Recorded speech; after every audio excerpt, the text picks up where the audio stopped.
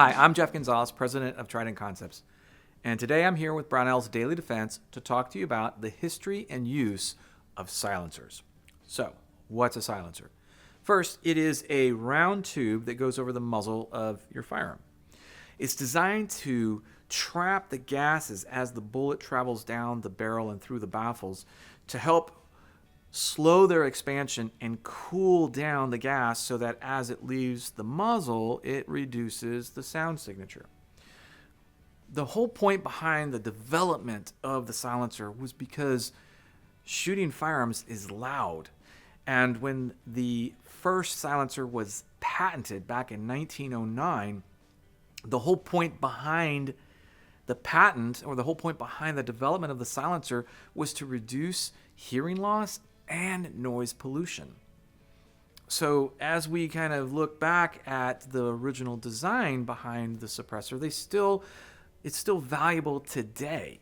In fact, it's probably even more valuable today with the plethora of different firearms that we have. What I really find valuable about suppressors is the new shooter experience. If I can give that new shooter a positive experience through the first time they're on the firing line, I'm probably going to have a higher chance of seeing them come back because they had a positive experience and now they might be curious about learning more. So why does a silencer or suppressor bring about that positive experience? Well, number one, the added weight and the way the baffles work help to reduce the recoil. So that means that when that first shot goes off, there's a little bit of a tamped effect to that recoil impulse. The second, the same reason why it works to help to reduce recoil, it helps to reduce the sound, the noise that it makes.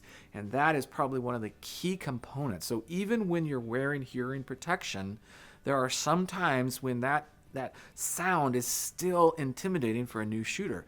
By reducing that sound, you make that experience that much more pleasurable for them, meaning that they can actually learn and understand what it is that you're trying to teach them.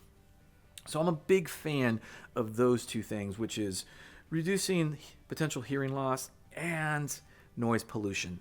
As we see ranges throughout the country facing the urban sprawl and running into problems with the sound abatement issues, suppressors have a purpose, they will fulfill a need in that sense. When we talk about extended range sessions and long-term negative effects of shooting, you can see how hearing loss can become a big thing. One of the things that I talk about is that the original inventor of the first silencer, the first patent, he not only had his hands in the development of silencers, but also mufflers. And if you really look at the two, the silencer and the muffler, they have a tremendous amount of parallel technology. So reducing sound or reducing hearing loss and noise pollution was a big thing back then, and it still is today. What I try to also emphasize is that silencers and suppressors don't really make the noise go away. What it does is it reduces it to more of an ear-safe level, generally around 40 dB. Now, you'll hear me use silencer and suppressor and wondering, well, are those two interchangeable? Yes and no. A silencer was designed to reduce hearing loss and noise pollution.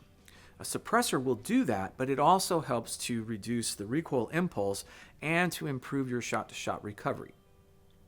So one of the things that I talk about is, this new shooter experience is important, and when we can provide a opportunity for them to really take, number one, the instruction that you're giving them or the information you're trying to share and hear that information because they're not so much worried about the sound that the gun is making, it just sets them up for a greater opportunity for success. So I would love to hear about your positive experience that you've had with suppressors or silencers. If you have any of them, please feel free to post them down below. Until then, I'm Jeff Gonzalez. Take care and stay safe.